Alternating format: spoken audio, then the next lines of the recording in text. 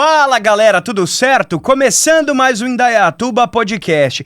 É sempre um prazer e um sinal de grande prestígio dividir esse horário numa quarta-feira maravilhosa com a sua audiência. Então aproveita, senta no sofá, chama a família, faz um baldão de pipoca daqueles brabo, uma Coca-Cola geladaça e vem com a gente para mais um programa Indaiatuba Podcast. Salve, salve galera! Muito bom estarmos aqui mais uma vez, uma quarta-feira, trazendo sempre aí assuntos, entrevistados importantíssimos. E hoje o papo tá bem histórico por aqui, vocês vão gostar com certeza, viu? Vamos reviver e ter aqui experiências maravilhosas também retratadas com esse nosso convidado, não é isso, Beccari? Exatamente, Aguinaldo. Hoje o nosso programa, aproveitando o mês de novembro, que é o mês da consciência negra, é um mês onde a gente se levanta para falar questões étnicas, questões raciais importantes e fazer uma discussão sobre para onde nosso país está caminhando, o que a gente tem feito para igualar mais essas questões. E a gente tem um personagem histórico, não só da nossa cidade, mas também uma pessoa que é muito importante nessa luta racial no Brasil como um todo. Mas antes de tudo isso, antes de entrar nesse assunto sério, você sabia... isso é um fato, tá? Não é uma piada, não é uma brincadeira, mas é um fato. Vai lá, solta aí. Os patos, eles têm sotaques diferentes dependendo da região onde vivem. Qual? Não é verdade? O pato, geral, o barulho do pato, sabe o pato? Quá, quá, quá. Ok. Quando o pato tá na França, é um tipo de quá. Quando o pato tá no Brasil, é um tipo de quá. Quando o pato tá no Japão, é um tipo de quá. Eles se adaptam um pouco com o estilo da voz que eles ouvem dos humanos que se comunicam naquela região. Sabia que os patos absorvem o sotaque das pessoas daquela região? Eles não reproduzem, mas eles absorvem. Puxa vida, hein? Que informação pertinente para esse mês. Olha, gostou dessa? Eu tô falando, o Indaiatuba Podcast também é cultura. Gostou dessa? Então você vai ver que um barulho de um pato aqui em Indaiatuba é diferente do pato lá no Rio de Janeiro. Eu imagino Minas Gerais. Aguinaldo, parando de brincadeira, agora o nosso convidado, ele é uma pessoa queridíssima, uma pessoa que fez história no nosso país. Antes de tudo, eu vou ler o currículo dele para que você tenha noção de quem nós iremos entrevistar. Uma parte do currículo, porque o que tem de informação aí é muita coisa. Ele é professor, assessor da área educacional, foi do Exército Brasileiro, foi o primeiro, preste atenção, foi a primeira pessoa da pele negra a estudar na USP de São Paulo, tá? Ele tem 98 anos. Quanto? 98 anos. Eu acho que ele mente idade, não é possível. Mora aqui em Indaiatuba, tem uma família lindíssima, da qual a gente tem o prazer de conviver sempre. E o nosso convidado de hoje é nada mais, nada menos que o senhor Ilmo Alves. Tudo bem, senhor Ilmo? Tudo bem. Vocês esqueceram também desta observação. Para vereador, já foi candidato a vereador também, senhor Ilmo. Daqui a pouco a gente vai tirar. Vamos tirar aqui do papel já? Posso tirar? Pode tirar. Para mostrar. Seu Ilmo, tudo bem com o senhor? O que o senhor nunca fez na vida? O que o senhor já fez na sua vida? Porque a gente está muito ansioso de saber um pouco mais da sua história, né? Quem é o senhor Ilmo Alves? Bem, eu gostaria de dizer o seguinte, cumprimentá-los pela simpatia de vocês todos, como me receberam, e ao mesmo tempo é muito difícil dizer quem sou. Eu gostaria sempre que as pessoas notassem quem eu sou e dissessem. Mas para responder rapidamente a vossa pergunta, eu sou um curioso e constantemente estou em busca da perfeição, não só do meu comportamento pessoal, como também espiritual. Muito bem, olha, é um grande prazer nós estarmos recebendo o senhor aqui. Eu fico muito feliz, né, de nós termos marcado essa entrevista e o senhor está presente aqui conosco para a gente começar um pouquinho mais, conhecendo um pouco mais da sua vida, e claro que isso desperta na gente aí uma curiosidade danada, né? Bom, vamos começar do começo, como tudo começa, não é, seu Ion? Vamos fazer o seguinte, como é que foi a sua infância? Onde o senhor nasceu e como o senhor veio parar aqui em Indaiatuba? Muito bem, eu nasci na cidade de Olímpia. Olímpia. Fui praticamente criado numa outra, que chama Severínia. Meus pais, o meu pai era funcionário da Estrada de Ferro São Paulo-Goiás, que existia na época. Uhum. Voltamos, a minha mãe, uma senhora simples, como era a maioria das pessoas, porque na minha época não havia a classe média, era o pobre e o rico. E eu estava realmente classificado nas famílias pobres da cidade. E aí, o senhor, como que foi, na verdade, essa história, seu Rimo? O senhor foi fazer uma faculdade, foi estudar na USP, e o senhor foi o primeiro jovem negro a ingressar numa faculdade pública em São Paulo. Como é que foi todo esse processo? Como que o senhor decidiu fazer geografia? E como é que foi essa aceitação das pessoas e da comunidade na época? Bem, em primeiro lugar, devo dizer o seguinte. Na minha época, fazer um ginásio era muito difícil, notadamente na cidade onde eu morava. Quem conseguia fazer o primário já era uma maravilha, né? E nós conseguimos fazer o primário. Tanto que eu lembro de um fato muito interessante, que os professores, na época o diretor, gostava que no início ficávamos em fila e no início da nossa subida às salas de aula, cantávamos o hino nacional. Mas esse diretor, muito avançado para a época, ele dizia, não vou permitir que vocês cantem o hino nacional. Eu vou trazer aqui umas músicas nacionais e vocês vão cantar, porque elas ditam mais coisas do Brasil para a vossa compreensão do que o hino nacional. E trouxe uns sambas do Ari Barroso, Ari né? Barroso. Que cantava realmente, que dizia das belezas do país, etc, etc, que eu já esqueci. Mas ele fala uma porção de belezas do Brasil que as crianças absorviam com interesse aquilo, né? E daí, terminei o meu primário, era muito difícil fazer o ginásio só tinha em bebedouro, né?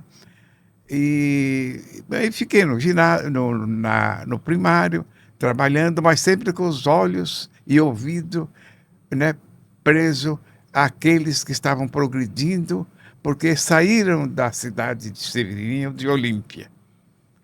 E foi dessa forma Que o senhor foi fazer o ginásio. dessa forma que eu vim embora para São Paulo, né? Com a ajuda de um amigo maravilhoso, né? Que me ajudou a vir para São Paulo. E em São Paulo fiquei uns dias, mas depois eu fui para Santos. E foi em Santos que eu fiz o ginásio.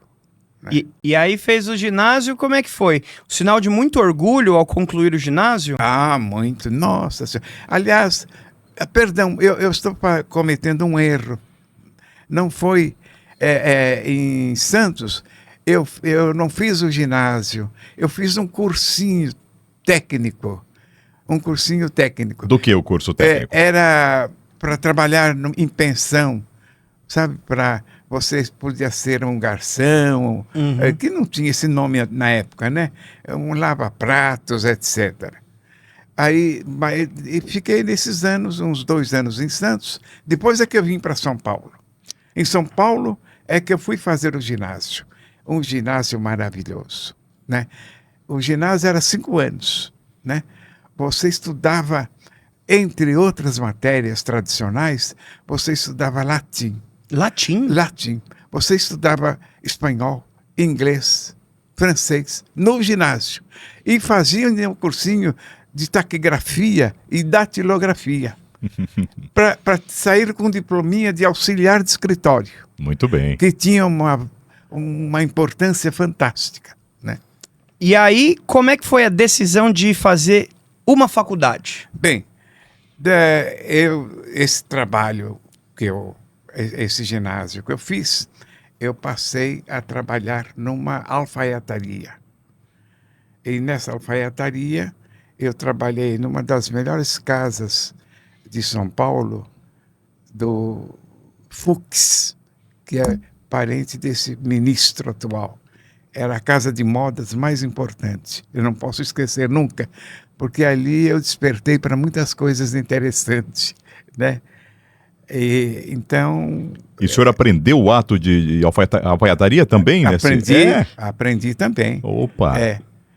Eu era, na época, chamado meio oficial. Meio oficial. Meio oficial de alfaiates. Muito bem. Foram tantas coisas. Eu esqueço porque eu fiz muita coisa, né, num período curto. Vamos combinar que tem bastante tempo também, né?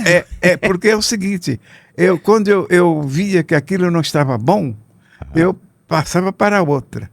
Né? Tanto que no setor de curso superior, depois explicaram fatos interessantes que eu fiz. Vamos lá, pode ir lá, por favor. Que eu quero saber essa entrada na faculdade e esse título de primeiro homem negro a ingressar numa faculdade pública, na USP, no caso. Antes de dizer sobre a minha entrada na USP, eu quero dizer que quando eu saí desse ginásio fantástico, eu fui fazer... economia, que era 3 anos, ciências econômicas. Né? 3 anos. Fiz as ciências econômicas e na época eu fui trabalhar um período na Secretaria da Fazenda. Né? Isso estamos falando em São Paulo? São Paulo. Perfeito. Já em São Paulo. Perfeito. Né? E depois eu fui também... com um colega, Neif Gabriel, ele estava fazendo a faculdade da USP. Então ele falou para mim, sabe, ciências econômicas não tem tanto valor, faça a USP que está muito bom, porque você sai professor e já tem emprego garantido, né? Eu achei interessante aquilo. Mas como antes eu estava no Exército, sim, né? E no Exército fazendo a minha carreira também militar, porque eu não dormia, não. Tudo que aparecia de bom, né? Eu estava no Exército fazendo a minha carreira militar. Eu achei interessante aliar as duas coisas. Aí fui realmente fazer a USP. Não havia cursinhos, a gente estudava por conta, né? De noite, de dia, no bonde, estudando no bonde, todas as formas. E consegui, então, entrar na USP. Foi na primeira, porque tinha uma turma da noite e a turma da manhã. E na época, o USP era muito de pessoas importantes, né? Não tinha pobre. Frequentadas por pessoas da alta sociedade. Da alta sociedade. Muito bem. Então, eu era o único pobre ali, né? E negro da USP. Mas nunca notei nenhum preconceito dos colegas. Pelo contrário, não havia... A gente nem sabia dessas palavras, né? Não havia aquele envolvimento natural. Fiquei 5 anos na USP. Quando eu saí, já tinha uns 3 alunos negros, né? Depois de 5 anos. E você acha que a sua entrada, na verdade, na USP, ela serviu como um divisor de águas para que mais crianças pobres, que vieram de famílias simples e que eram negras, também tivessem a oportunidade de se formarem na faculdade, uma faculdade tão importante na época? Você foi o grande responsável, na sua opinião, em ter dividido, ter feito essa divisão de águas na faculdade? Olha, meu jovem, eu devo dizer o seguinte, na época não existia isto. Eu percebia que os movimentos negros no Brasil, notadamente em São Paulo, era praticamente, eles tinham preocupações mais com a parte social, sabe? Não se preocupavam com a parte educacional, porque não tinha condições, né? Então, a minha presença, eu tenho a impressão que não provocou nenhum desejo de meus patrícios acompanhar a minha atitude, porque não havia esse movimento, sabe? Mesmo pelos negros. Eu me lembro muito bem que havia algumas associações, mas preocupavam mais em dar para um baile fantástico, né? Para mostrar que tinham sociabilidade, para participarem desses movimentos sociais.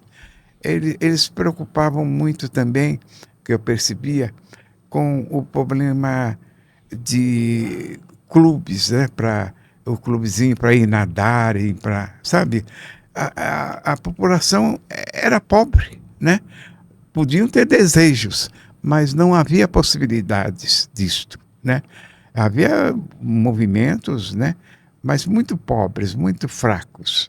Não é como uns 40 anos depois que nós assistimos até empresários, né?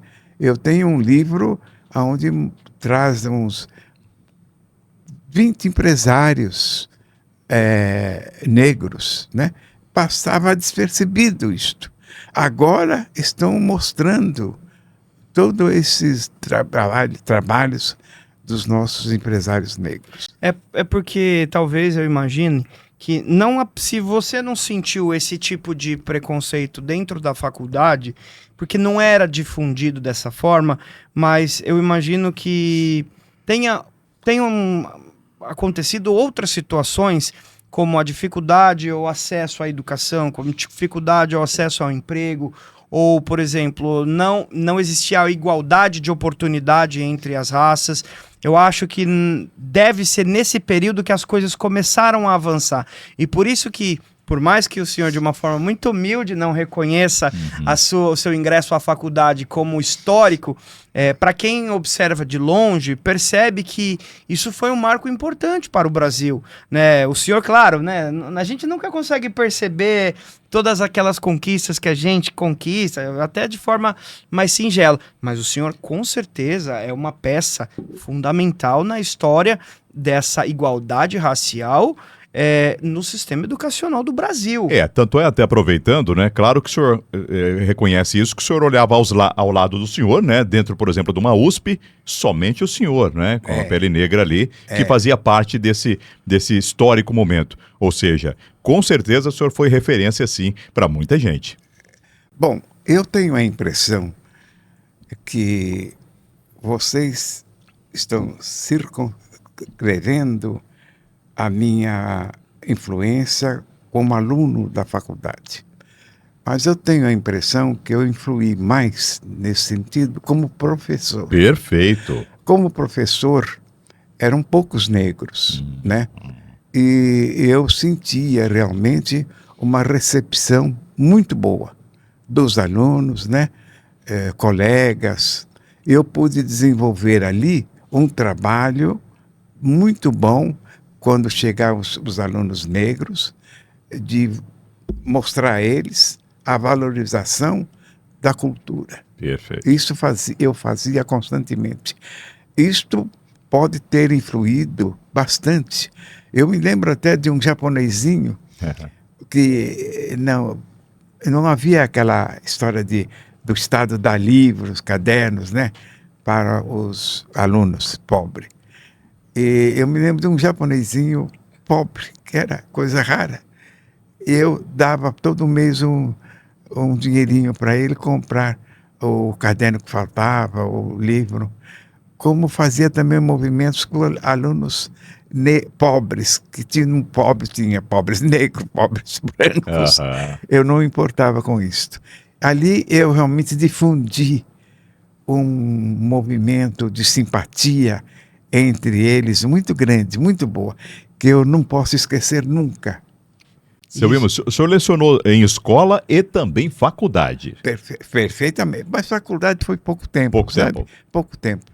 Não foi muito tempo, não.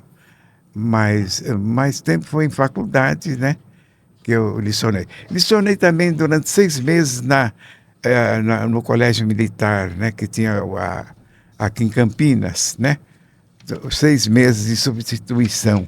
Mas o meu trabalho maior mesmo foi no ginásio de católicos e do Estado, né?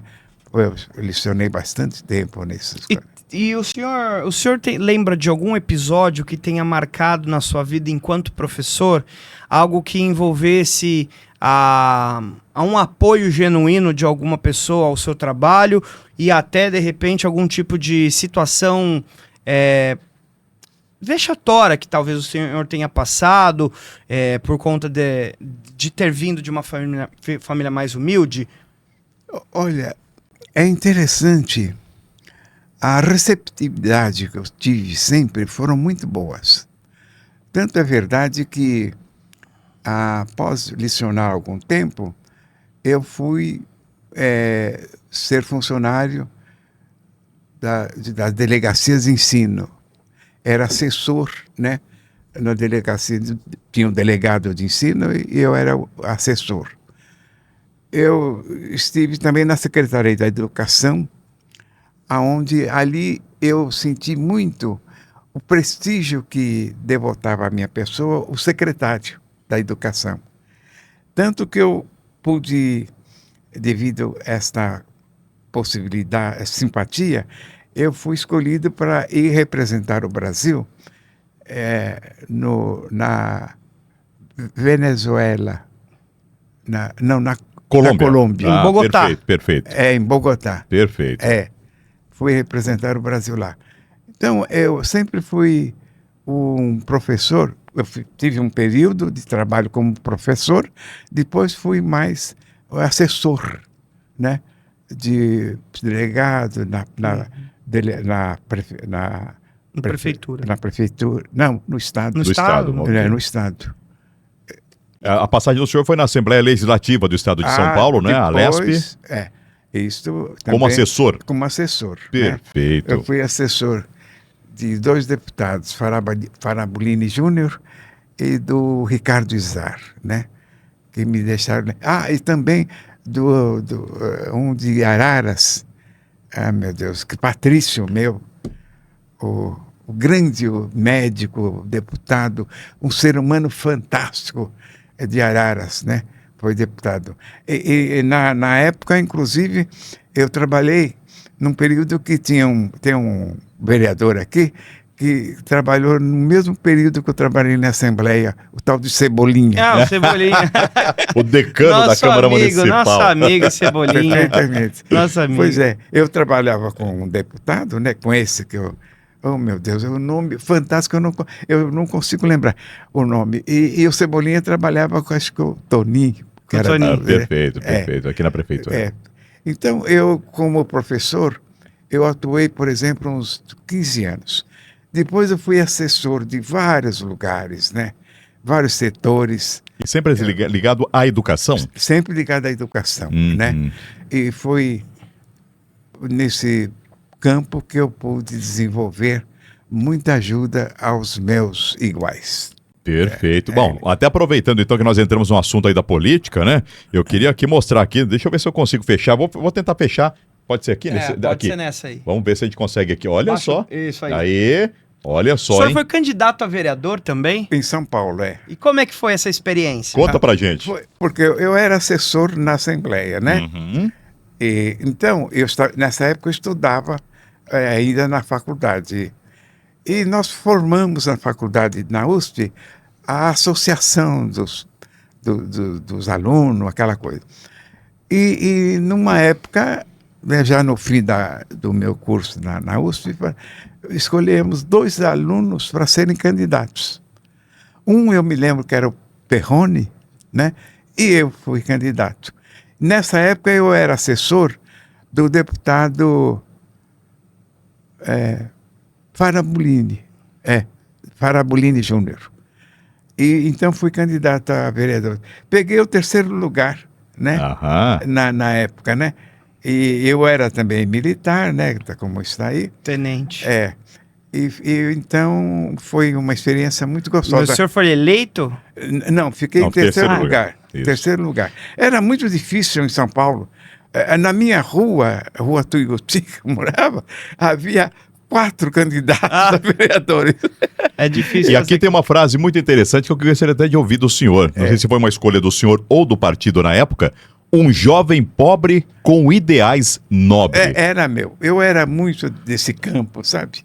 Eu gostava realmente muito de destacar a pobreza, não minha, mas como exemplo de que você pode, né, conseguir outros lugares melhores do que aquele que você está. E que a situação que você se encontra hoje não é aquela que você precisa se encontrar amanhã.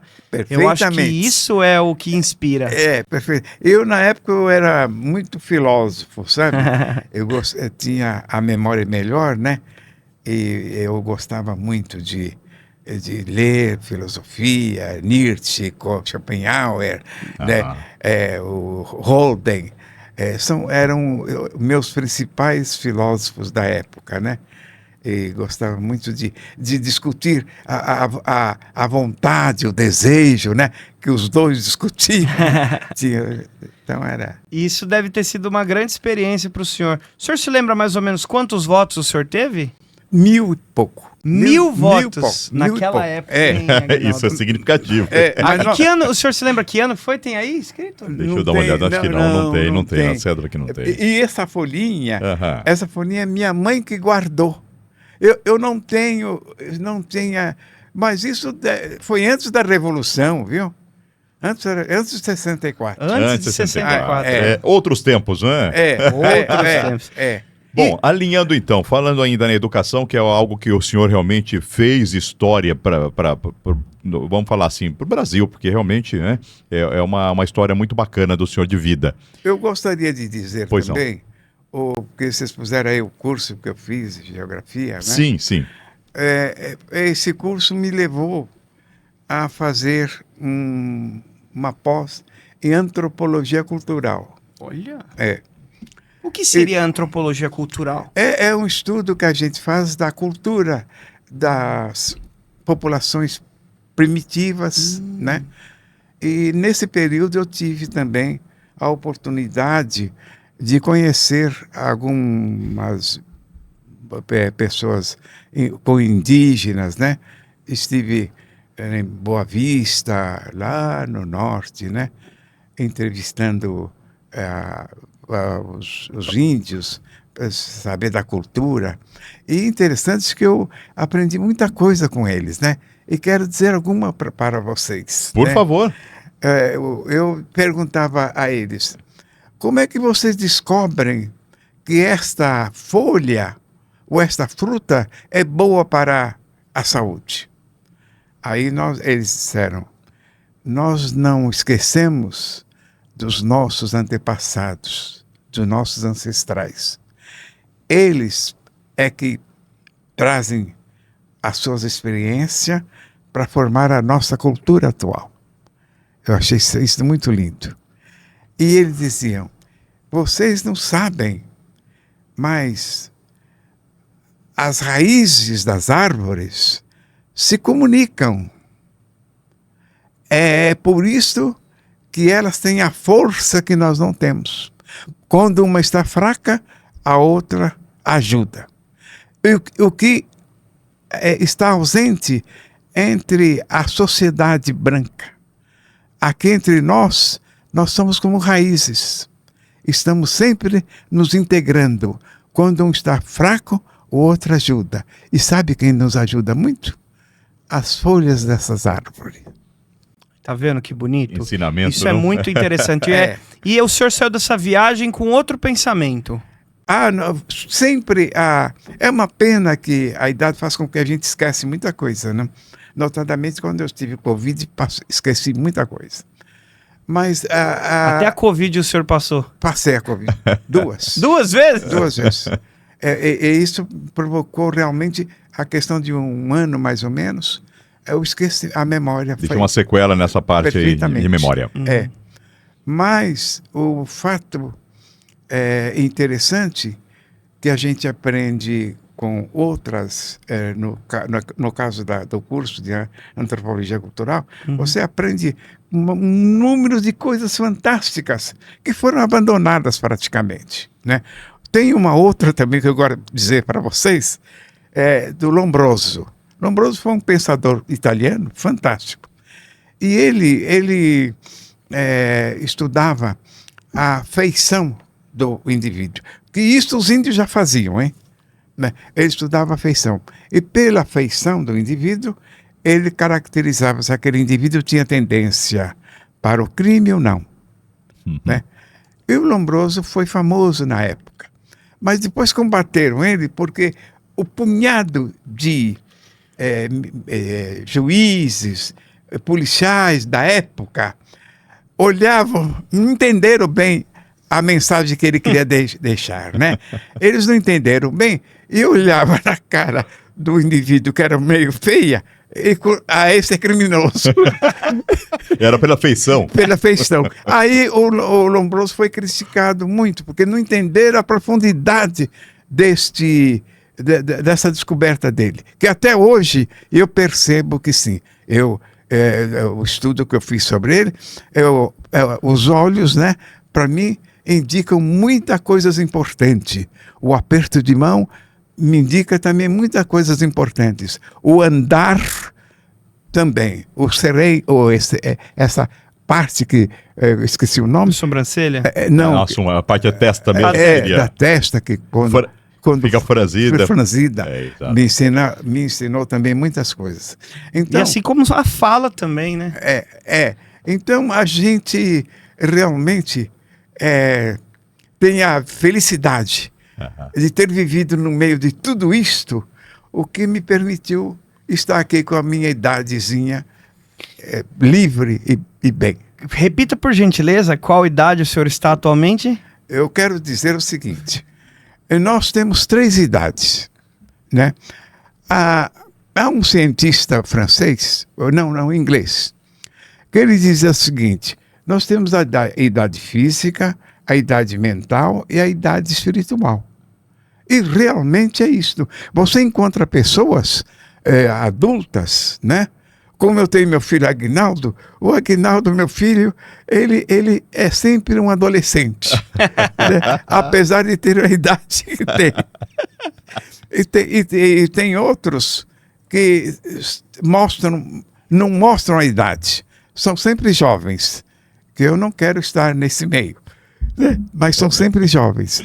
E esse cientista diz: você divide as 3 idades que você valorizou por 3. A idade que soltar dessa divisão é a idade que você tem. Então, a minha idade, de acordo com esses valores que eu dou à afeição, né, à física, mental e espiritual, a minha idade está em 72 anos. 72. Mas qual que é a idade do RG? O RG está enganado. Não. O RG está com 90. Eu quero saber a idade do RG. O 98, o RG. 98? Eu também acho que não. Não. Eu deixo porque eu tenho uma vantagem. Eu sou velhinho. Né? Se eu falar que tem 72 na minha idade real, eles vão: não, ele não é velhinho, não. Não, mas é interessante, na verdade, porque assim, seu Will, eu preciso perguntar: qual que é o segredo para uma pessoa viver até os 98 anos? Além daquilo que eu contei para vocês da minha vida, das minhas leituras, dos meus cursos, dos meus contatos, né, no meu curso de antropologia cultural, que eu aprendi muito com eles, né? Então aprendi na alimentação. Outra coisa que eu aprendi muito é não guardar ódio, né? Outra coisa que eu aprendi muito é você não ter partidos pessoais, partido social. Não, eu sou o Corinthians, eu sou Bolsonaro, eu sou Lula. Não, você é você. A sua personalidade é você que é você. Agora, você pode ter a simpatia por quem você desejar. E outra coisa muito importante para não envelhecer é a alimentação, né? Alimentação. Então, ódio, não está deixando a sua personalidade ser envolvida por eu sou isso, eu sou aquilo. É você que vai criar sua personalidade. Alimentação, isto, e amor ao próximo. Que história bacana. Que Que bonito. lindo, viu, seu Wilmo? O senhor tocou num assunto aí que eu gostaria de fazer uma pergunta também, né? Porque o senhor falou, não, a gente não tem que deixar as nossas paixões tomarem conta da nossa personalidade. Dito isso, que time que o senhor torce? Todos eles. Todos. Eu fico. Cada quadro tem um jogador simpático, né? Então, hoje já não tem mais. No Brasil, tem uns antipáticos e uns tolos. Como um menino que xingaram ele de macaco, né? Sim. Ele começou a chorar, um jogador. O jogador do Palmeiras. Isso é uma estupidez, né? Macacos somos todos nós. Tem que falar. Tem macaco preto, branco, vermelho, tem macaco de todas as cores. E alguns cientistas que acharam que nós somos de origem, o ser humano é de origem de macaco, né? Somos todos nós. Então, não deixe eles fazerem isso. Deve combater o preconceito. Mas não vai chorar por isso, viu? Eu me lembro de uma época em que chamava os palmeirenses de porco. Uhum. Fazia um gol, imitava o porco, né?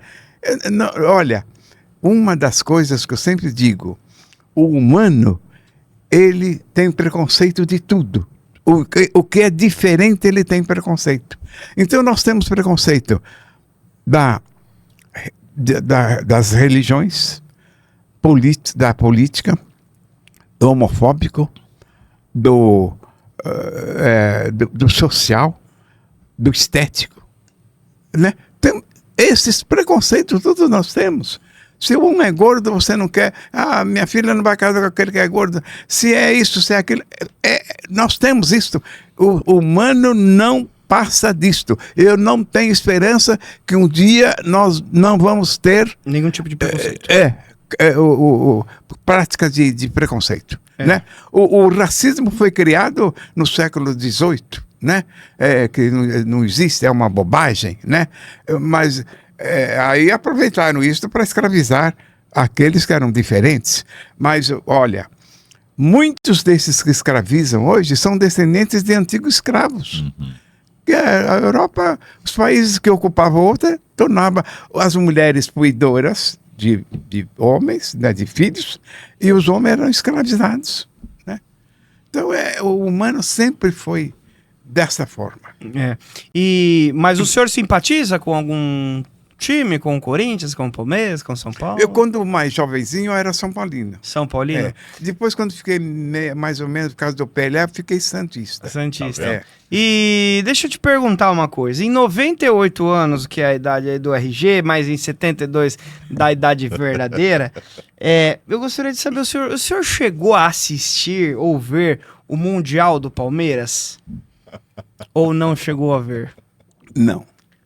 O Palmeiras, então, não tem esse Mundial que o palmeirense fala que tem, o senhor não se lembra? Eu não lembro. Eu lembro do Mundial do Santos, né? do São Paulo, do Corinthians também em 2000. Não, do Corinthians e Palmeiras, né? não. É mais recente. Do Corinthians é mais recente. Seu Wilmo, a gente tá caminhando quase pro final da entrevista, mas eu também tenho que fazer mais uma pergunta filosófica pro senhor, porque eu vi que o senhor é muito inteligente, o que nos impressiona, mas o senhor já me disse qual é o segredo para chegar até os 98 anos. E depois de ter vivido todo esse tempo, o que é a vida para o senhor Wilmo Alves? A vida, eu sempre penso que é o pensamento solidificado. Você não é nada sem o pensamento. Então, ela é a vida. Solidificada porque somos nós. Muito bem, seu Wilmo. Eu quero fazer uma última pergunta também aqui, até aproveitando. O senhor viveu muita coisa. O senhor escreveu algum livro já ou não? Eu tentei escrever. Mas o meu filho mais velho, Sim. ele escreveu, né? E teve um insucesso tão grande que não me deu um ânimo de fazer isso, né? Mas eu tinha um professor africano que eu dei para ele várias informações que eu gostaria de colocar, e ele escreveu um livro que eu nem me lembro o nome. São artigos que o senhor passava para ele? É.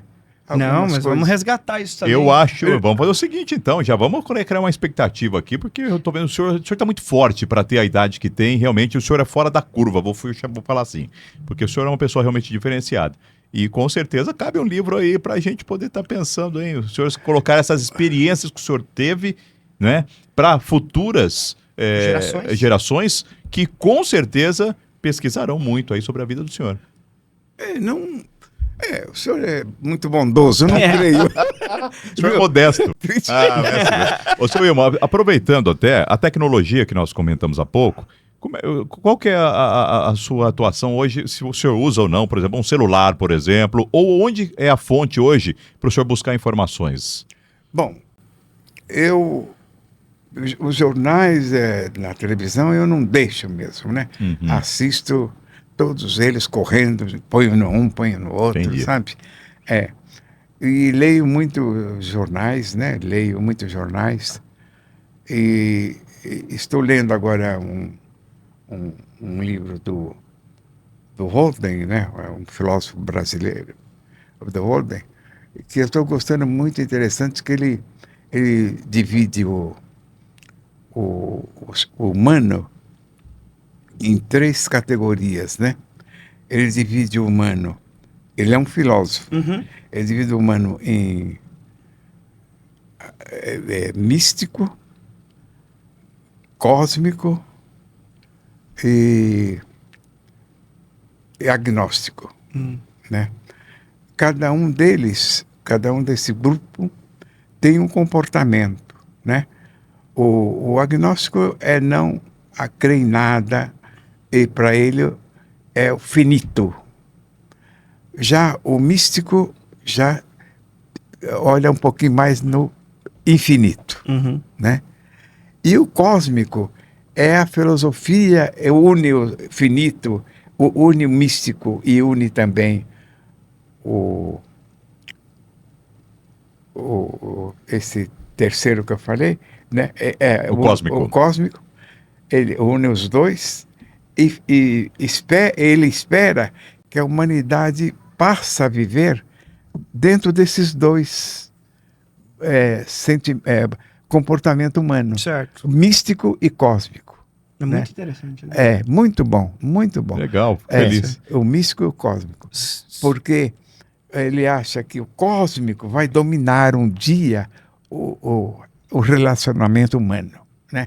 Eu também creio, tanto que eu estou muito do lado cósmico, né? Muito do lado cósmico, porque eu esqueci de falar. Isso me dá um pouco de vida e esperança, porque o cósmico é fantástico, fantástico. Né? Legal. Perspectivas, isso é muito legal, muito bacana. Muito bacana. Filosofar e espiritualidade também, que eu vi que o senhor tem de sobra.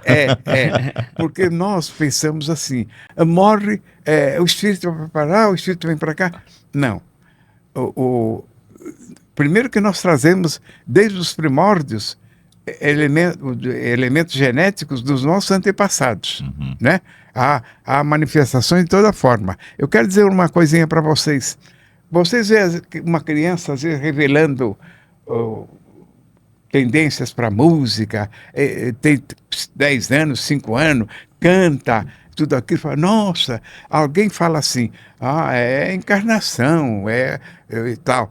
Mas não, é o genes dos antepassados que está atuando aqui, agora, e atuou com antecedência. Manifestando na criança que traz essa carga genética. Né? A carga genética. É a genética predominante dos antepassados. A genética, na parte médica, será a nossa salvação, que é fantástica. Isso é ótimo. Seu Wilmo, a gente está chegando ao fim da entrevista. Quero aqui agradecer muito pela sua participação, mandar um beijo para os seus filhos, para o Aguinaldo, para o Ita, para todos eles, e agradecer muito aí pela paciência e pela disposição do senhor estar participando neste mês de novembro aqui do Indaiatuba Podcast, um mês importante na discussão das igualdades raciais, né, Aguinaldo? Então, muito obrigado pela sua participação. Quero que quando o senhor fizer 100 anos, a gente comemore aqui nos estúdios do Indaiatuba Podcast, assoprando velhinha e tudo mais. Não, eu ouço com simpatia, mas não estou gostando disso. Eu quero ir embora logo. Estou cansado de viver tanta decepção. Tá aí. Eu não quero chegar ao 100, não. Não, Espero que seja uma das últimas vezes que vocês estão me vendo. não, imagina. É Obrigado. um grande prazer, viu? Eu gosto de ser dramático. Obrigado, Grande seu abraço. Wilmo. Tchau, tchau, pessoal. Um abraço, Até gente. mais. Até o próximo. Valeu.